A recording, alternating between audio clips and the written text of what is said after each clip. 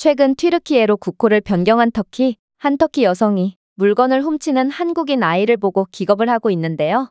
그런데 그렇게 한국에 대해 실망을 하던 그녀는 뒤이어 일어난 충격적인 장면을 보고 머리를 감싸쥐고 맙니다.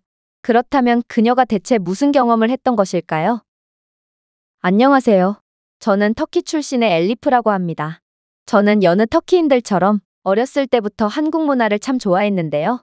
터키의 역사를 통틀어봐도 이 정도로 전 연령대에서 특정 국가에 대한 호감도를 보인 적이 있었는지 모를 정도로 터키는 그야말로 한국에 미쳐있는 상태죠. 그리고 이런 터키의 한국에 대한 사랑은 아무래도 세대를 거쳐갈수록 더욱 진지해지는 듯 싶었습니다. 저도 웬만큼 한국을 좋아한다고 생각했는데 제 조카는 정말 터키보다 한국 문화와 역사에 대해 더욱 관심이 많을 정도거든요. 일단 제가 하루 동안 조카를 돌봐줘야 했을 때만 해도 그랬습니다. 저는 그녀가 무사히 학교를 다녀올 수 있게끔 가방을 챙겨주고 학교까지 데려다줘야 했는데요. 그런데 그녀의 모든 학용품과 심지어 가방까지 모두 한국 관련 제품들로 도배가 되어 있는 거 아니겠어요? 분명 제가 어렸을 때만 해도 저와 제 친구들은 한국 노래를 듣고 한국 드라마를 시청하며 한국을 동경하긴 했지만 학용품은 거의 다 일본과 독일산 제품들을 썼기에 저는 한국의 빠른 발전 속도에 감탄할 수밖에 없었습니다. 아무리 이들의 문화가 우수하다고 해도 이렇게 문구류 시장까지 정복하려면 그만큼의 기술력이 뒷받침되어야 하기 때문이죠. 아무래도 한국의 기술력은 이제 이 분야의 전통 강호였던 독일과 일본을 능가하는 경지에까지 오른 모양이었습니다. 저는 한국이 이렇게나 발전할 때 터키는 대체 뭐하고 있었나 싶어 약간의 씁쓸한 감정을 느끼면서도 한국이 승승장구하는 모습에 뭔가 제 일처럼 기뻐지기도 했어요. 그런데 제가 조카를 초등학교까지 데려다주면서 저는 또다시 충격적인 장면들을 목격하게 되는데요. 도대체 터키 간식을 판매하던 길거리 노점들은 어디 갔는지 거리에는 떡볶이 같은 한국 간식을 판매하는 노점들이 즐비해 있었고 심지어 아이들은 죄다 코리아가 적혀있는 가방을 메고 등교하고 있었거든요. 저는 깜짝 놀라서 조카에게 도대체 이게 어떻게 된 상황인 건가 물어보게 되었습니다. 그러자 조카는 요즘에는 한국 관련 음식이나 학용품들이 없으면 친구들이 놀린다면서 자신도 용돈을 받을 때마다 BTS나 블랙핑크가 그려져 있는 학용품들을 모으고 있다는 거 아니겠어요? 그리고 그렇게 학교 후에 조카와 함께 가본 문구점에서 저는 정말 기절초풍할 수밖에 없었죠. 도대체 여기가 터키 문구점인지 한국 문구점인지 모를 정도로 여기저기에 코리아와 태극기가 도배되어 있는 문구류들이 즐비해 있었거든요.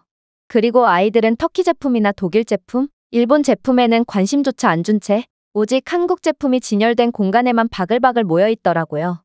심지어 제가 한국산 샤프와 수첩, 노트를 사주자 조카의 눈에는 눈물까지 그렁그렁 맺히며 진심으로 고마워하더군요. 그리고 여기서 저는 엄청난 힌트를 얻게 되었습니다. 한국 문화의 영향력은 날이 갈수록 강해지고 있고 아무래도 이러한 경향은 계속해서 이어질 것 같으니 저도 한국 문화의 인기에 편승해보기로 한 것이죠.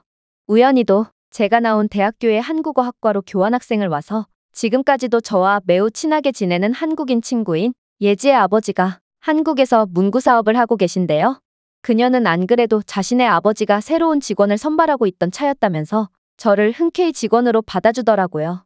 저는 한국 문화를 쭉 동경해왔기 때문에 문구점에서 일하는 건 적성에도 잘 맞을 거고 큰 돈을 벌 수 있을 거라 생각했기에 그렇게 망설임 없이 한국으로 가게 되었습니다. 이곳에서 열심히 일하며 문구의 유통이나 납품 과정 등을 배운 뒤 추후에 여러 공급망을 확보하여 터키 쪽으로 물건을 공급하는 일을 하게 된다면 충분히 비전이 있을 거라 생각했거든요. 그리고 그렇게 한국에 도착한 저는 입국을 하자마자 충격적인 경험을 하게 되었습니다. 제가 무거운 짐들을 가지고 낑낑대며 공항을 빠져나와서 지하철로 향하려고 할 때 한국인 영무원이 제게 놀라운 말을 건넸거든요. 짐이 굉장히 무거워 보이시는군요. 한국 지하철에는 무거운 짐을 가지고 이동하시는 승객분들을 위해 지하철을 통한 무료 짐 배달 서비스를 제공하고 있습니다. 해당 신청서에 짐을 받으실 주소와 연락처를 기입하시면 오늘 내로 안전하게 짐을 배송해드리겠습니다. 저는 한국의 놀라운 시스템에 얼이 빠지고 말았습니다. 한국어 학과를 졸업한 제가 몇 년 전에 학교 발표를 위해 한국을 조사했을 때만 해도 한국은 이렇게까지 우수한 시스템을 갖추고 있지는 않았는데 지금의 한국은 전 세계에서 최고로 모범적인 서비스 인프라를 갖추게 된 듯 싶었거든요. 도대체 한국은 만족이라는 것을 모르는 민족이란 말인가? 저는 이런 말도 안 돼 보이는 당일 짐 배송 시스템이 가능하다는 것 자체만으로도 정말 감탄밖에 안 나왔죠. 터키의 지하철에는 하루가 멀다 하고 각종 경범죄가 발생하기 때문에 이렇듯 지하철을 이용한 관광객들의 짐을 배달해주는 서비스를 시작함과 동시에 모든 짐들이 순식간에 털려버려서 당장이라도 서비스가 폐지되어버리고 말 것이 분명합니다. 그러나 한국은 전에도 그랬고 지금도 마찬가지로 세계 최고의 시민의식을 바탕으로 여러 가지 창의적인 서비스를 제공하고 있는 듯 보였습니다. 그렇게 저는 거의 피난행렬에서나 볼 법한 엄청난 짐들을 드디어 벗어버릴 수 있었고 매우 가벼워진 발걸음으로 지하철에 탑승하게 되었습니다. 그리고 지하철을 탑승하면서도 저는 여러 놀라운 장면을 목격하게 되었죠. 제가 탑승한 지하철에는 다양한 사람들을 배려하는 좌석들이 즐비해 있었거든요. 일단 한국의 지하철에는 노인과 장애인, 그리고 임신한 승객들을 위한 우선 좌석과 자전거를 가진 승객들을 위한 전용 공간까지 구비되어 있었는데요. 저는 이런 다양한 배려의 공간들을 구비해 놓은 한국의 지하철에 깊은 감명을 받는 한편 이런 좌석들을 의무적으로 마련해 놓아도 아무런 불만 없이 지하철을 이용하는 한국인들의 인품에 반하기도 했습니다. 몇 년 전 터키에서는 버스 좌석에 배려 좌석을 의무적으로 마련하자는 법안이 나왔는데요. 그러나 많은 사람들이 반대하며 시위를 하는 바람에 아예 무산이 되어버렸죠. 하지만 한국은 노약자들이나 다양한 상황에 처한 사람들의 입장을 공감해주고 자리까지 양보해주다니 저는 시민의식 면에서 한참은 앞서 있는 한국인들의 모습에 혀를 내두를 뿐이었습니다. 그러나 한국인들의 놀라운 점은 여기서 끝이 아니었습니다. 어느샌가 자전거를 가지고 지하철에 탑승한 어떤 한국인 남성은 지하철 객실 내에 자전거 거치대에 자전거를 세우고 저 멀리에 있는 빈 좌석에 착석했거든요. 아니, 딱 봐도 비싸 보이는 자전거를 두고 저렇게나 먼 좌석에 앉다니 저는 순간 이 남성이 제정신인 건가 싶었습니다. 물론 한국이 매우 안전한 나라라는 것은 이미 알고 있지만 그래도 돈과 관련된 일이라면 위험한 상황이 초래될 수밖에 없을 거라고 생각했거든요. 실제로 터키 사람들은 매우 친절하고 정이 많은 사람들이지만 돈과 관련된 상황에서는 돌변하기 때문에 여러 곳에서 범죄가 끊이질 않고 있는데요. 하지만 이런 제 걱정에도 불구하고 한국인 남성은 자전거 걱정은커녕 그저 자신의 휴대폰을 꺼내서 개인 시간을 보내기 바쁘더라고요. 정말 놀랍게도 터키였다면 3초 만에 진작 자전거를 도둑 맞았을 이러한 상황에 한국인들은 그 비싼 자전거에는 관심조차 없다는 듯 쳐다도 보지 않고 있었는데요. 저는 이런 기적과도 같은 일이 당연하다는 듯 일어나고 있는 한국의 모습에 정말 기가 찰 따름이었습니다. 그런데 그때 갑자기 자전거를 세워둔 남성이 귀신이라도 본 듯 화들짝 놀라더니 이내 좌석에서 일어나서 황급히 달려오는 거 아니겠어요? 저는 그가 자전거를 도둑 맞은 건가 싶어 한국에 대한 약간의 실망감이 들었는데요. 그런데 저는 이 남성의 그 다음 행동을 보고 경악을 금치 못하고 말았습니다. 왜냐하면 이 남성은 도둑을 맞은 게 아니라 유모차를 가지고 지하철에 탑승한 나의 엄마에게 자전거 자리를 양보해주기 위해 헐레벌떡 뛰어갔던 거였거든요. 심지어 주변의 한국인들은 유모차에 탑승한 아기를 위한 공간을 확보해주면서도 아기에게 사랑스러운 눈빛을 보내주며 따뜻한 마음을 보여주고 있었죠. 저는 이러한 따뜻한 마음이 몸에 배어있는 한국인들의 모습에 알 수 없는 정감이 갔습니다. 바쁜 삶을 살아가면서도 다른 사람들에 대한 사랑은 잊지 않은 한국인들을 보면 정말 아름답다는 생각밖에 안 들었죠. 그렇게 저는 예지와 아저씨를 만날 수 있었고 아저씨는 저를 마치 친딸처럼 잘 대해주며 한국에서는 딸의 친구는 곧 친딸과 다름없다는 감동적인 이야기까지 해주더라고요. 아저씨는 여러 문구점 체인점을 운영 중이셨는데 제게 자신이 관리하는 매장 몇 개를 보여주신다며 차를 태워주셨습니다. 그런데 저는 문구점에 들어감과 동시에 정말 경악을 금치 못할 장면을 목격하고 말았죠. 왜냐하면 아무리 봐도 문구점을 지키는 주인이 보이지 않았거든요. 심지어 아저씨가 상품 몇 개를 살펴보니 분명 손님처럼 보였던 사람이 와서 상품에 대한 설명을 해주기 시작하는 거 아니겠어요? 저는 이러한 황당한 상황에 그저 두 눈을 꿈뻑거릴 뿐이었고 대체 이게 무슨 상황인지 짐작조차 안 되었습니다. 그러나 곧 어떤 남성이 가게 안으로 들어옴과 동시에 그제야 사건의 전말을 어느 정도 이해하게 되었죠. 바로 뒤늦게 가게에 들어온 사람이 가게 매니저였고 가게 주인이 잠시 화장실에 간 사이에 단골 손님이 대신 가게를 맡아주며 물건을 팔아주고 있던 거였습니다. 어떻게 이런 말도 안 되는 상황이 가능하단 말인가? 저는 어처구니가 없어져서 어떻게 가게 문을 잠그지도 않고 화장실에 다녀올 수가 있냐고 물어봤습니다. 그러자 매니저는 꽤 유창한 한국어를 구사하는 저를 보고 깜짝 놀라하더니 이내 충격적인 대답을 해주더군요. 아무래도 이곳은 회사 근처다 보니 직장인들이 주로 찾거든요. 연령대가 꽤 있는 사람들이 오는데 설마 도둑질을 하겠어요? 제가 이곳 매장을 맡으면서 도둑질을 하는 사람은 단 한 명도 못 봤어요. 이건 정말 도저히 현실적이지 않은 상황이었습니다. 터키나 다른 유럽 국가들에서는 가게 문을 꽁꽁 잠그고 가도 유리를 깨부수고 모든 것을 털어가는 범죄가 하루가 멀다 하고 일어나고 있거든요. 하물며 손님이 가게를 봐주다뇨. 이건 절대로 일어날 수 없는 일입니다. 그런데 한국은 마치 지구 속에서도 완전히 독립된 나라처럼 다른 나라들에서는 도저히 볼 수 없는 신기한 일들이 계속해서 일어나고 있었고 저는 이제 놀라기도 지칠 따름이었죠. 그렇게 저는 여러 매장들을 둘러봤고 그 중에서도 아저씨가 소일거리 겸 직접 운영하고 있다는 매장을 선택하게 되었습니다. 아저씨는 아이들을 매우 좋아해서 일부러 초등학교 근처에 문구점을 운영하고 있다고 했는데요. 아무래도 규모는 그렇게 크지 않지만 이런 적당한 규모가 저를 더욱 발전시켜줄 수 있을 것 같았어요. 대형 문구점은 직원마다 하는 일이 세분화되어 있어서 많은 것을 배우기 힘들 거라 판단했고 이렇게 적당한 규모야말로 제가 모든 일을 도맡아 하며 많은 것을 배울 수 있을 것 같았습니다. 그렇게 제 한국에서의 본격적인 생활이 시작되었죠. 문구점 일은 단순해 보여도 생각만큼 쉽지만은 않았습니다. 일단 아이들의 엄청난 에너지를 감당하는 것 자체가 매우 힘들었고 힘쓰는 일도 생각보다 많았거든요. 그러나 한국은 아이들마저 매우 매너 있고 착하더군요. 일단 이들은 시키지 않아도 줄도 알아서 섰고 제게 먹을 것을 선물로 주는 아이들도 있었습니다.